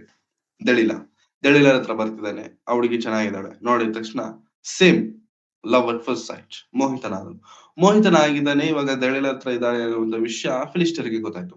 ಫಿಲಿಸ್ಟಿಯರು ಬಂದು ದೆಲೀಲ ಹತ್ರ ಮಾತಾಡ್ತಿದ್ದಾರೆ. ನೋಡ್ಮ, ಇವನು ತುಂಬಾ ಬಲವಂತ, ತುಂಬಾ ಪರಾಕ್ರಮ, ಇವನ್ನ ಮುಟ್ಲಿಕ್ಕೆ ಯಾರಿಂದನೂ ಆಗಲ್ಲ ಅಂತವ್ನು ನಿನ್ ಮನೆಗ್ ಬಂದಿದ್ದಾನೆ, ನಿನ್ನ ಹತ್ರ ಇದ್ದಾನೆ. ನಮ್ಗೆ ಒಂದು ಇನ್ಫಾರ್ಮೇಶನ್ ಬೇಕು. ಏನ ಇನ್ಫಾರ್ಮೇಶನ್ ಅಂತಂದ್ರೆ, ಇವನಿಗೆ ಈ ಬಲ, ಇಷ್ಟು ಬಲ ಎಲ್ಲಿಂದ ಬಂದಿದೆ ಅನ್ನುವಂಥದ್ದನ್ನ ನೀನ್ ತಿಳ್ಕೊಂಡು ನಮ್ಗೆ ಹೇಳ್ಬೇಕು. ಇಷ್ಟು ಬಲ ಹೇಗ್ ಬಂತು ಅವನಿಗೆ ಅನ್ನುವಂಥದ್ದನ್ನ ನೀನ್ ತಿಳ್ಕೊಂಡ ನಮ್ಗೆ ಹೇಳ್ಬೇಕು. ಹೀಗೊಂದು ವೇಳೆ ನೀನ್ ತಿಳ್ಕೊಂಡು ಹೇಳಿದ್ರೆ, ನಾವೆಲ್ಲಾರು ಸರ್ದಾರುಗಳಿದೀವಲ್ಲ, ಸರ್ದಾರುಗಳು ಅಂತಂದ್ರೆ ಆ ದಿನಮಾನಗಳಲ್ಲಿ ರಾಜರು. ಈ ಸರ್ದಾರುಗಳೆಲ್ಲರೂ ಇದೀವಲ್ವಾ, ನಾವೆಲ್ಲರೂ ನಿಮ್ಗೆ ಒಬ್ಬೊಬ್ಬರು 1,100 ಕಾಸುಗಳನ್ನ ಕೊಡ್ತೇವೆ. 1,100 ಕಾಸುಗಳನ್ನ ಕೊಡ್ತೇವೆ ಎಂಬುದಾಗಿ ಅವ್ರಿಗೆ ಹೇಳ್ತಾರೆ ಪ್ರಿಯರೇ. ನೋಡಿ 5ನೇ ವಚನದಲ್ಲಿ, ಫಿಲಿಸ್ಟಿಯರ ಪ್ರಭುಗಳು ಅವಳ ಬಳಿಗೆ ಹೋಗಿ ಅವಳಿಗೆ, ನೀನು ಅವನನ್ನು ಮರಳುಗೊಳಿಸಿ ಅವನ ಮಹಾಶಕ್ತಿಯ ಮೂಲ ಯಾವುದೆಂಬುದನ್ನು, ನಾವು ಅವನನ್ನು ಗೆದ್ದು ಕಟ್ಟಿ ಕುಂದಿಸುವುದನ್ನು ನಾವು ಅವನನ್ನು ಗೆದ್ದು ಕಟ್ಟಿ ಕುಂದಿಸುವುದು ಹೇಗೆಂಬುದನ್ನು ಗೊತ್ತು ಮಾಡಿಕೊಂಡು ನಮಗೆ ತಿಳಿಸು. ನಮ್ಮಲ್ಲಿ ಪ್ರತಿಯೊಬ್ಬನು ನಿನಗೆ 1,100 ರೂಪಾಯಿ ಕೊಡುವೆವು ಎಂದು ಹೇಳಿದ್ರು. 1,100 rupees. ಎಷ್ಟು? ಎಲ್ಲಾರು ಸೇರಿ 1,100 ರೂಪಾಯಿ ಕೊಡೋದಲ್ಲ, 1,100 ರೂಪಾಯಿ ಕೊಡೋದಲ್ಲ, ಒಬ್ಬೊಬ್ಬರು 1,100 ರೂಪಾಯಿ ಕೊಡ್ತೇವೆ ಅಂತಂದ್ರೆ ಪ್ರೇರಿ ಎಷ್ಟು ದುಡ್ಡಲ್ವಾ? ಎಷ್ಟು ದುಡ್ಡು.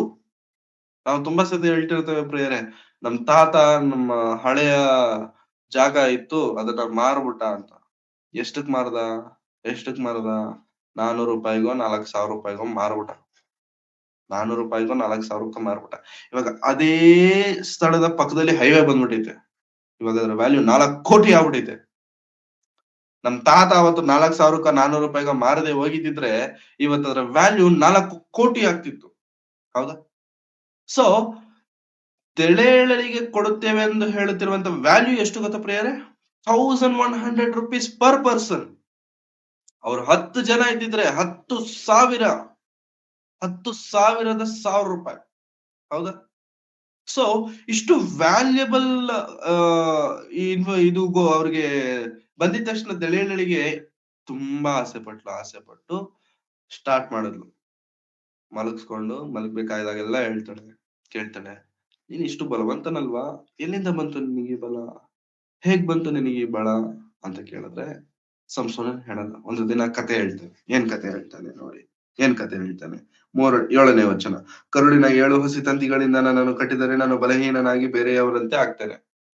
ಸೊ ರಾತ್ರಿ ಇನ್ಫಾರ್ಮೇಶನ್ ಕೊಡ್ತಾಳೆ, ಓಕೆ ಕರುಳಿನ 7 ತಂತಿಗಳು ಬೇಕು ಅಂತ ಹೇಳಿದ ತಕ್ಷಣ ಅವ್ರು ತಂದ್ಕೊಡ್ತಾರೆ, ಮೆಟೀರಿಯಲ್ ತಂದು ಕೊಟ್ಬಿಟ್ಟು ಅವನನ್ನ ಕಟ್ಟ ಹಾಕ್ಬಿಟ್ಟು ಇದ್ದಕ್ಕಿದ್ದಕ್ಕಿರಿಸ್ತಾಳೆ. ಸಂಸೋನನೇ ನಿನ್ನ ಮೇಲೆ ಬೀಳೋದಕ್ಕೆ ಫಿಲಿಸ್ಟರ್ ಬಂದಿದ್ದಾರೆ ಅಂತ ಹೇಳಿದ ತಕ್ಷಣ ಸಂಸೋನನು ಸುಮ್ಮನೆ ಎದ್ದು ಬಿಡುತ್ತಾನೆ. ಆ ತಂತಿಗಳೆಲ್ಲ ಸುಮ್ಮನೆ ಕಿತ್ತೋಗ್ತವೆ.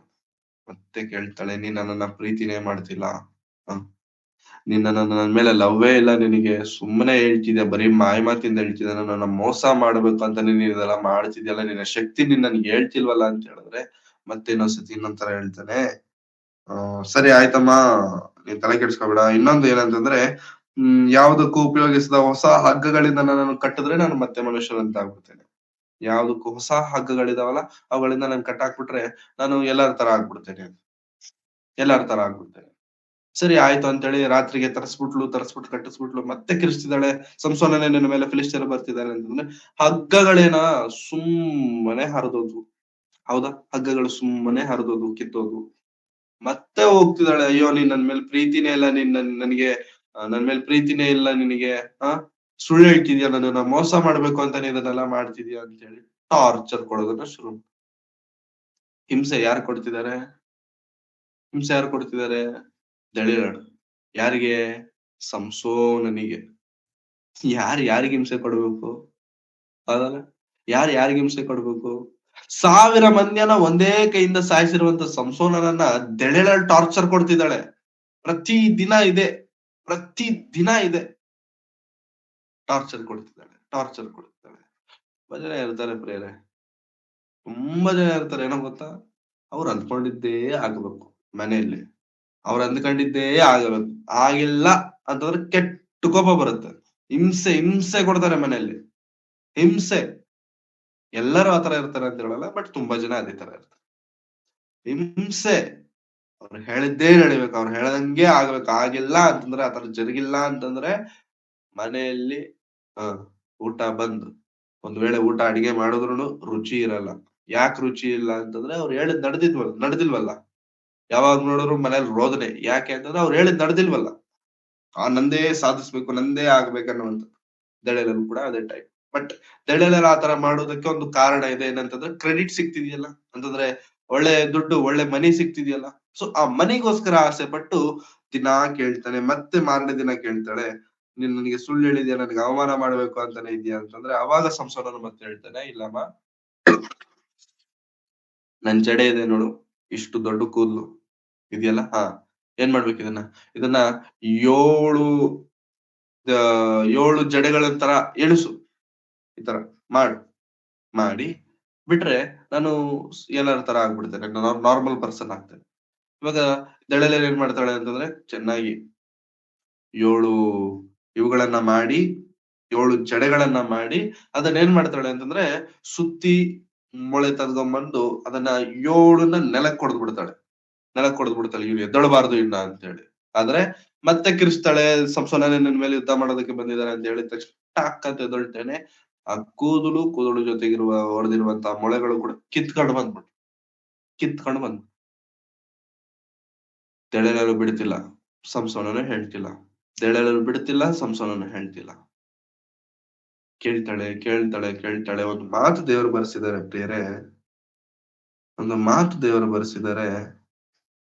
ಎಷ್ಟಾಗಿ ಬೇಸತ್ಕೊಂಡಿದ್ದಾನೆ ಸಂಸೋನನು ಅಂತಂದ್ರೆ 16ನೇ ವಚನ, 16ನೇ ಅಧ್ಯಾಯದ 16ನೇ ವಚನ. ಅವಳು ಅವನನ್ನು ದಿನವೂ ಮಾತಿನಿಂದ ಪೀಡಿಸಿದ್ದರಿಂದ ಅವನಿಗೆ ಸಾಯುವುದು ಒಳ್ಳೆಯದನ್ನುವಷ್ಟು ಬೇಸರವಾಯಿತು. ಎಷ್ಟು ಬೇಸರ ಆಯ್ತು ಸಂಸೋನನಿಗೆ ಅಂತಂದ್ರೆ, ಇದಕ್ಕಿಂತ ಸತ್ತೋಗೋದು ಒಳ್ಳೇದಲ್ವಾ? ಸತ್ತೋಗೋದು ಒಳ್ಳೇದ. ಇದರಿಂದ ಅಷ್ಟು ಬೇಸರ, ಅಷ್ಟು ಟಾರ್ಚರ್, ಅಷ್ಟು ಹಿಂಸೆ ಮನೆಯಲ್ಲಿ. ಮನೆಗ್ ಬಂದ್ರೆ ನೆಮ್ಮದಿ ಇಲ್ಲ, ಮನೆಗ್ ಬಂದ್ರೆ ಶಾಂತಿ ಇಲ್ಲ, ಮನೆಗ್ ಬಂದ್ರೆ ಸುಮ್ಮನೆ ಗೊನಗೋದು, ಮನೆಗ್ ಬಂದ್ರೆ ಸುಮ್ಮನೆ ಮಾತಾಡೋದು, ಟೆನ್ಷನ್, ಟಾರ್ಚರ್. ಬಲವಂತನಾಗಿರುವಂತ ಸಂಸೋನನು ಎಡಗೈ ತಗೊಂಡು ಒಂದು ಅರ್ಧ ಗುದ್ದುದ್ರೆ ಸತ್ತೋಯ್ತಾಳೆ. ಹೌದಾ? ಸತ್ತೋಯ್ತಾಳೆ. ಎಷ್ಟೊತ್ತು? ತುಂಬಾ ಹೊತ್ತು ಬೇಕೇ ಇಲ್ಲ. 1000 ಮಂದಿಯನ್ನ ಸಾಯಿಸಿರುವಂತ ಕೈ ಅದು.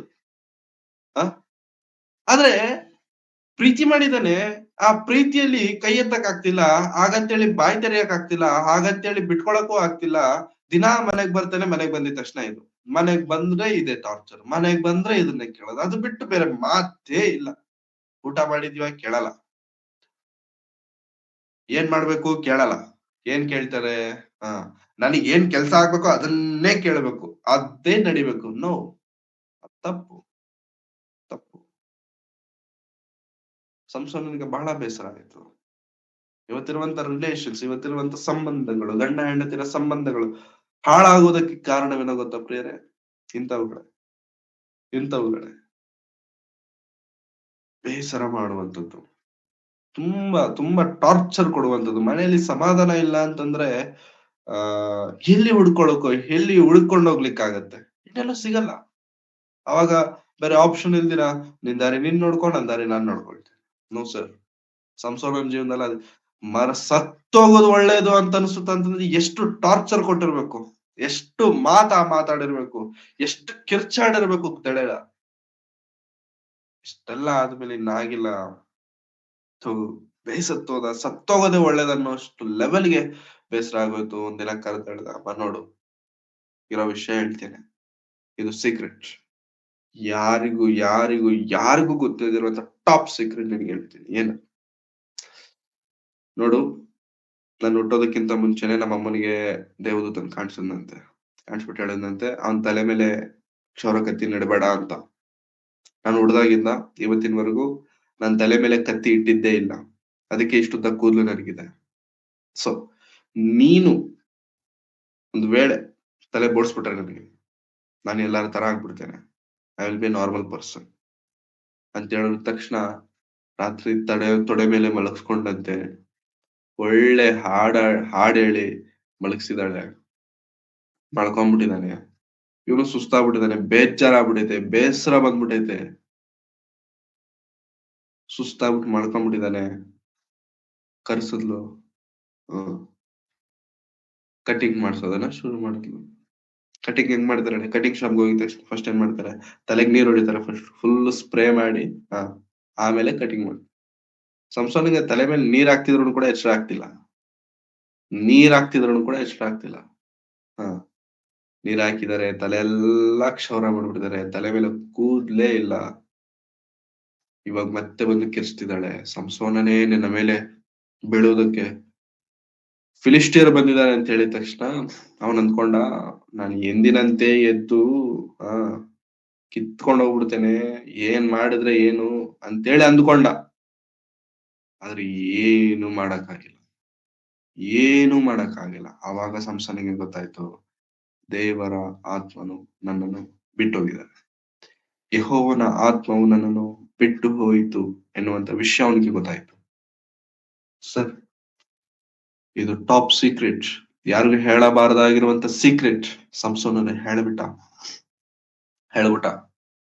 ಬಲಹೀನನಾದ. ಇಮ್ಮಿಡಿಯೇಟ್ ಆಗಿ ಫಿಲಿಸ್ಟಿಯರ್ ಹಿಡ್ಕೊಂಡು ಏನ್ ಮಾಡ್ತಾರೆ ಗೊತ್ತಾ? ಕಣ್ ಕಿತ್ತಾಕ್ತಾರೆ. ಯಾವ ಕಣ್ಣಿಂದ ಆದ್ರೆ ನೀನ್ ನೋಡಿ ಇಷ್ಟಪಟ್ಟಲ್ಲ ಈ ಹುಡುಗಿನ, ಆ ಕಣ್ಣೇ ನಿನಗಿರ್ಬಾರ್ದು, ಕಣ್ ಕಿತ್ತಾಕ್ತಾರೆ ಅಂತಾರೆ. ನೋಡಿ 20ನೇ ವಚನ. ಆಗ 20. ಫಿಲಿಷ್ಟಿಯರು ಬಂದಿದ್ದಾರೆಂದು ಕೂಗಲು ಅವನು ಎಚ್ಚೆತ್ತು ಮುಂಚಿನಂತೆ ಈಗಲೂ ಕೊಸರಿಕೊಂಡು ಹೋಗುವೆನು ಅಂದುಕೊಂಡನು. ಆದರೆ ಯೆಹೋವನು ತನ್ನನ್ನು ಬಿಟ್ಟು ಹೋಗಿದ್ದಾನೆಂಬುದು ಅವನಿಗೆ ತಿಳಿಯಲಿಲ್ಲ. ಫಿಲಿಷ್ಟಿಯರು ಅವನನ್ನು ಹಿಡಿದು ಕಣ್ಣುಗಳನ್ನು ಕಿತ್ತು ಗಾಜಕ್ಕೆ ಒಯ್ದು ಕಬ್ಬಿಣದ ಬೇಡಿಗಳನ್ನು ಹಾಕಿ ಸೆರೆಮನೆಯಲ್ಲಿ ಬೀಸುವುದಕ್ಕೆ ಹಚ್ಚಿದರು. ಅಷ್ಟರಲ್ಲಿ ಅವನ ತಲೆ ಕೂದಲುಗಳು ಬೆಳೆಯ ಹತ್ತಿದವು. ಸೊ ಅವನ್ ಗೊತ್ತಾಗ್ತಿಲ್ಲ ಏನ್ ನಡೀತಿದೆ ಅಂತ. ಅವನಿಗೆ ಅರ್ಥ ಆಗುವಷ್ಟರಲ್ಲಿ ಅವನ್ನ ಬಂದು ಹಿಡ್ಕೊಂಡ್ಬಿಟ್ಟಿದ್ದಾರೆ. ಅವನಿಗೆ ಏನೋ ಇನ್ನ ತಿಳ್ಕೊಳ್ಳೋ ಅಷ್ಟ್ರಲ್ಲಿ ಅವ್ನ ಕಣ್ ಕಿತ್ತಾಕ್ಬಿಟ್ಟಿದ್ದಾರೆ. ಅವ್ನಿಗೆ ಏನ್ ಗೊತ್ತಾಗದಿರುವಷ್ಟ್ರಲ್ಲಿ ಜೈಲ್ಗೆ ಹಾಕ್ಬಿಟ್ಟಿದ್ದಾರೆ. ಏನ್ ನಡೀತಿದೆ ಅಂತ ಅರ್ಥ ಮಾಡ್ಕೊಳ್ಳೋ ಅಷ್ಟ್ರಲ್ಲೇ ಜೈಲಲ್ಲಿ ಆಗ್ಬಿಟ್ಟು ಬೀಸೋದಕ್ಕೆ ಅವನ್ನ ಸೊ ಸರ್, ನಮ್ ಜೀವನದಲ್ಲಿ ಯಾವಾಗಾದ್ರೂ ನಾವು ದೇವರಿಂದ ದೂರ ಆಗ್ತೇವಲ್ಲ ಬೇರೆ, ನಮ್ ಜೀವನದಲ್ಲಿ ಏನ್ ನಡೆಯುತ್ತೆ ನಮಗೆ ಗೊತ್ತಾಗಲ್ಲ. ಗಂದರಗೋಳ, ಏನ್ ನಡೀತಿದೆ ನಮಗೆ ಗೊತ್ತಾಗಲ್ಲ, ತುಂಬಾ ಟೆನ್ಷನ್, ಸುತ್ತಲಿರುವಂತವ್ರನ್ನ ನಂಬಕ್ಕಾಗಲ್ವ ಗೊತ್ತಾಗಲ್ಲ. ಸಂಸೋನನ್ ಜೀವನದಲ್ಲಿ ಅದೇ ನಡೀತು. ಸೊ ದೊಡ್ಡ ಆಡಿಟೋರಿಯಂ ಇದೆ, ಒಂದು ದೊಡ್ಡ ಫಂಕ್ಷನ್ ಹಾಲ್ ಇದೆ. ಆ ಫಂಕ್ಷನ್ ಹಾಲ್ಗೆ ಕರ್ಕೊಂಡ್ ಬರ್ತಿದ್ದಾರೆ ಯಾರನ್ನ? ಸಂಸೋನನ್ನ ಕರ್ಕೊಂಡು ಬಂದು ಎಲ್ಲರ ಫಿಲಿಸ್ಟಿಯರ ಮುಂದೆ ಇವನನ್ನ ಅವಮಾನ ಮಾಡ್ಬೇಕು, ಅಥವಾ ಇವನನ್ನ ನೋಡಿ ಖುಷಿ ಪಡ್ಬೇಕು. ನಮ್ಮ ಶತ್ರು ನಮ್ ಕೈಗೆ ಸಿಕ್ಬಿಟ್ಟಿದ್ದಾನೆ ನೋಡಿ, ಇವನೇ ಇಷ್ಟು ದಿನ ನಮ್ಮನ್ನ ಆಟ ಆಡಿಸ್ತಿದ್ದವನು, ಇವನೇ ನಮ್ಮ ಜನರನ್ನ ಕೊಂದವನ್ ಅಂತೇಳಿ ಎಂಟರ್ಟೈನ್ ಮಾಡೋದಕ್ಕೆ ಸಂಸೋನನನ್ನ ಆ ದೊಡ್ಡ ಆಡಿಟೋರಿಯಂಗೆ, ಆ ದೊಡ್ಡ ಹಾಲ್ಗೆ ಕರ್ಕೊಂಡ್ ಬಂದವ್ರೆ. ಕುರುಡನ್ ಕಣ್ಣಿಲ್ವಲ್ಲ, ಒಂದ್ ಹುಡುಗ ಕೈ ಹಿಡ್ಕೊಂಡ್ ಬರ್ತಿದ್ದಾನೆ, ಕೈ ಹಿಡ್ಕೊಂಡ್ ಕರ್ಕೊಂಡ್ ಬರ್ತಿದ್ದಾನೆ, ಇಲ್ಲೇ ನಿಂತ್ಕೊಂಡಿನ ಅಂತ ಹೇಳ್ತಾನೆ. ಅವಾಗ ಸಂಸೋನನ್ ಕೇಳ್ತಾನೆ, ಇಲ್ಲ ನನ್ನನ್ನ ಸ್ವಲ್ಪ ಆ ಕಡೆ ನಿಲ್ಲಿಸ್ತೀಯಾ? ಆ ಸ್ತಂಭ ಇದೆಯಲ್ಲ, ಸ್ತಂಭ ಆಧಾರವಾಗಿರುವಂತ 2 ಸ್ತಂಭಗಳಿದಾವಲ್ವಾ, ಆ ಸ್ತಂಭಗಳ ಮಧ್ಯದಲ್ಲಿ ನನ್ನ ನಿಲ್ಸು ಅಂತಂದ್ರೆ, ಓಕೆ ಕುರುಡ ಒಂದ್ ಟೈಮಲ್ಲಿ ಚೆನ್ನಾಗ್ ಬದುಕದಂತವನು, ಚೆನ್ನಾಗಿದ್ದಂತವನು ಕುರುಡ ಆಗ್ಬಿಟ್ಟಿದಾನೆ ಈಗ. ಸೊ ಕರ್ಕೊಂಡೋಗಿ ಅವ್ನು ಹೇಳ್ದಂಗೆ ಕೊನೆ ಆಸೆ ತೀರ್ಸೋಣ ಅಂತೇಳಿ ಹೋಗ್ಬಿಟ್ಟು ಆ 2 ಪಿಲ್ಲರ್ಗಳ ಮಧ್ಯದಲ್ಲಿ ನಿಲ್ಲಿಸ್ತಾನೆ. ಆದ್ರೆ ಅವನಿಗೆ ಗೊತ್ತಿಲ್ದಿರುವಂತ ವಿಷಯ ಏನಂತಂದ್ರೆ, ಇದು ಸಂಸೋನನಿಗೂ ಕೊನೆ ಆಸೆ, ಅಲ್ಲಿರುವಂತ ಜನರಿಗೂ ಕೂಡ ಕೊನೆ ದಿನ ಅಂತ. ಹೋದ ಆ ಪಿಲ್ಲರ್ಗಳ ಮಧ್ಯದಲ್ಲಿ ನಿಂತ್ಕೊಂಡ ದೇವರನ್ನ ಕೇಳ್ಕೊಳ್ತಿದ್ದಾನೆ, ಸ್ವಾಮಿ ಈ ಒಂದು ಬಾರಿ ನನ್ನನ್ನು ನೆನಪು ಮಾಡ್ಕೊ, ಈ ನನ್ನ ಕಣ್ಣು ಕಿತ್ತಾಕಿದಾರಲ್ಲ, ಇದರ ನಿಮಿತ್ತವಾದ್ರೆ ಅವ್ರಿಗೆ ನಾನು ತೀರ್ಪನ್ನು ತೀರಿಸ್ಬೇಕು, ನನ್ನನ್ನೇ ನೆನಪು ಮಾಡ್ಕೊ ಅಂತ ಹೇಳಿದ ತಕ್ಷಣ ಆಗ ದೇವರು ಸಂಸೋನನ ನೆನಪು ಮಾಡಿಕೊಂಡು ಬಲವನ್ನ ಕೊಟ್ಟಾಗ ಅವನು ಬಲವಾಗಿ ಆ 2 ಸ್ತಂಭಗಳ ಮಧ್ಯದಲ್ಲಿ ನಿಂತುಕೊಂಡು ಬಲವಾಗಿ 2 ಕೈಗಳಿಂದ ಬೊಗ್ಗಲು ತಳ್ಳಲು ಅಲ್ಲಿರುವಂತ ಜನರೆಲ್ಲರೂ ಸತ್ತೋದ್ರು. ಬೊಗಿದ ತಕ್ಷಣ full auditorium full function hall ಎಲ್ಲ ಬಿದ್ದೋಯ್ತು. ಆಧಾರ ಸ್ತಂಭಗಳ ಅವೆರಡರ ಮೇಲೆನೆ ಅವೆಲ್ಲ ಕಟ್ಟಿದ್ದಾರೆ, ಅಷ್ಟು ದೊಡ್ಡವಾದಂತವುಗಳನ್ನ. ಸೊ ಅದನ್ನ ತಳ್ಳಿ ಬಿಟ್ಟಿದ್ದಾನೆ. ಅವ್ನಿಗೇನ್ ದೊಡ್ಡ ವಿಷಯನೇ ಅಲ್ಲ ಅದು, ಊರ್ ಬಾಗ್ಲನ್ನ ಕಿತ್ಕೊಂಡ್ ಬಂದ್ಬಿಟ್ಟಿದ್ದಾನೆ. ಅಂತವನಿಗೆ ಇದನ್ನ ತಳ್ಳೋದೇನು ದೊಡ್ಡ ವಿಷಯನೇ ಅಲ್ಲ. ತಳ್ಳಿಬಿಟ್ಟಿದ್ದಾನೆ. ತಳ್ಳಿದ ತಕ್ಷಣ ಅಲ್ಲಿರುವಂತ ಜನರೆಲ್ಲರೂ ಕೂಡ ಜನರ ಮೇಲೆಲ್ಲಾ ಕೂಡ ಅದು ಬಿದ್ದು ಸತ್ತೋಯ್ತು. ಸಂಸೋನನು ಕೂಡ ಸತ್ತೋದ, ಪ್ರಾಣ ಬಿಟ್ಟ. ಅಂದ್ರೆ ಸಂಸೋನನ ಅವತ್ತು ಸಾಯಿಸಿರುವಂತ ಜನರು ಅವನ ಜೀವಮಾನದಲ್ಲೆಲ್ಲ ಸಾಯಿಸಿರುವಂತ ಜನರಿಗಿಂತ ಹೆಚ್ಚಾಗಿದ್ದಾರೆ. ನೋಡಿ 30ನೇ ವಚನ, ಅವುಗಳನ್ನು ಸಾಯುವೆನು ಎಂದು ಹೇಳಿ ಬಲವಾಗಿ ಬಾಗಿಕೊಳ್ಳಲು ಮನೆಯು ಅಧಿಪತಿಗಳ ಮೇಲೆಯೂ ಅಲ್ಲಿ ಬಂದಿದ್ದ ಎಲ್ಲ ಜನರ ಮೇಲೆಯೂ ಬಿದ್ದಿತು. ಅವನು ಜೀವದಿಂದಿದ್ದಾಗ ಕೊಂದು ಹಾಕಿದವರಿಗಿಂತ ಸಾಯುವಾಗ ಕೊಂದವರ ಸಂಖ್ಯೆಯೇ ಹೆಚ್ಚಿತ್ತು. 31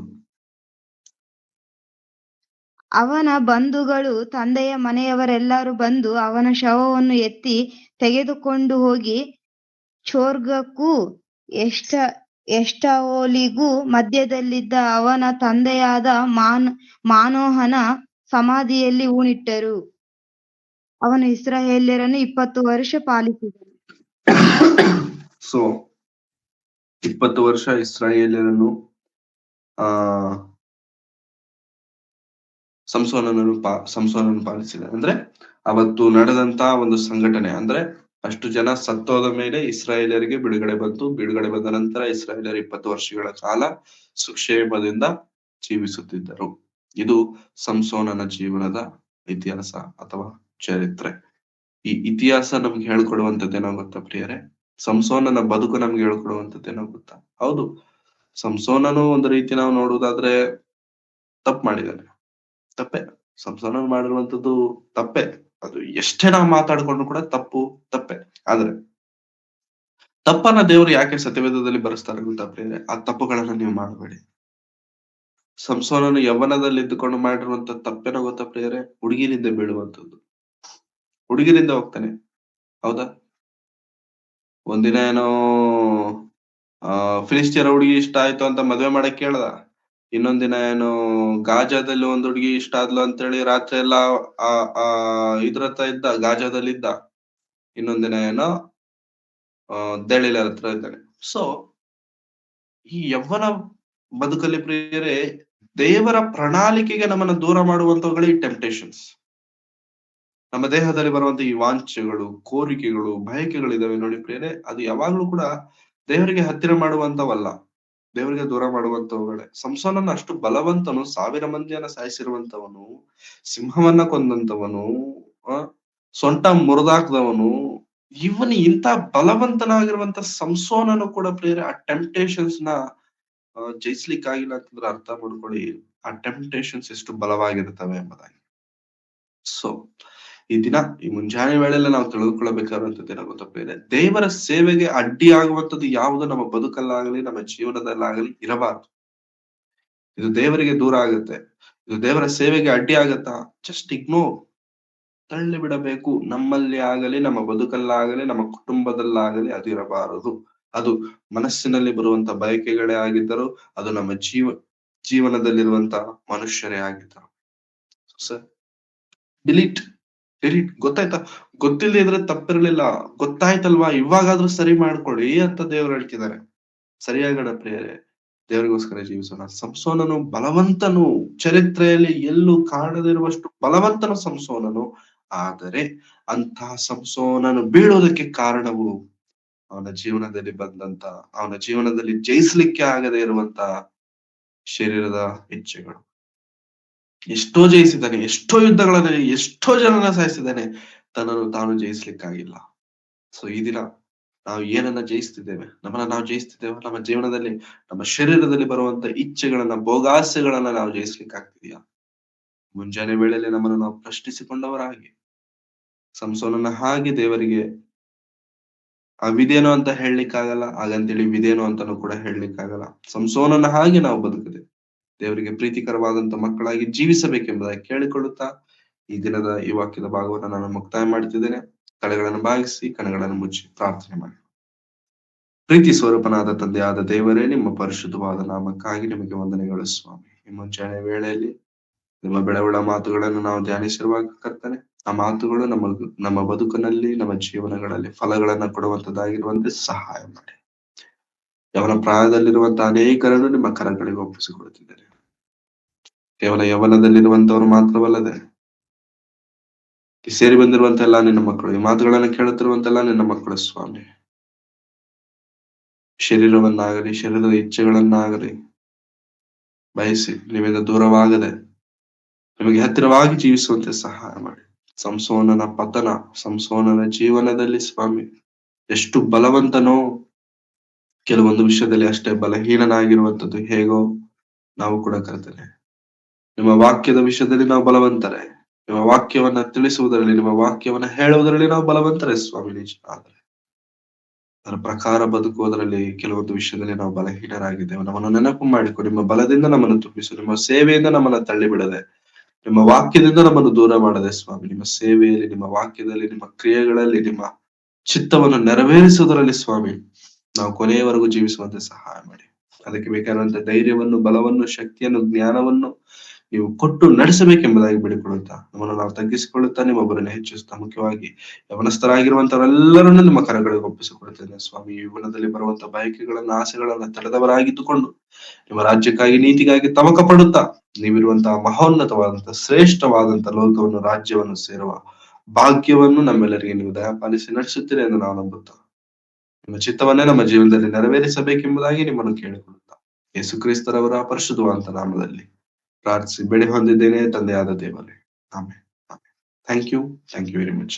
ನಮ್ಮ ತಂದೆಯಾದ ದೇವರ ಪ್ರೀತಿಯು, ಕರ್ತನಾದ ಯೇಸು ಕ್ರಿಸ್ತರವರ ಕೃಪೆಯು, ಪವಿತ್ರಾತ್ಮನ ಅನ್ಯೋನ್ಯತೆಯು, ಸಹವಾಸವು ಇಂದಿಗೂ ಎಂದಿಗೂ ಸದಾ ಕಾಲವು ಕರ್ತನು ಬರುವ ತನಕ ನಮ್ಮೆಲ್ಲರೊಂದಿಗೆ ಸದಾ ನೆಲೆಯಾಗಿರಲಿ ಸ್ವಾಮಿ. ಆಮೇಲೆ. Thank you very much. ಎಲ್ಲರಿಗೂ ವಂದನೆಗಳು.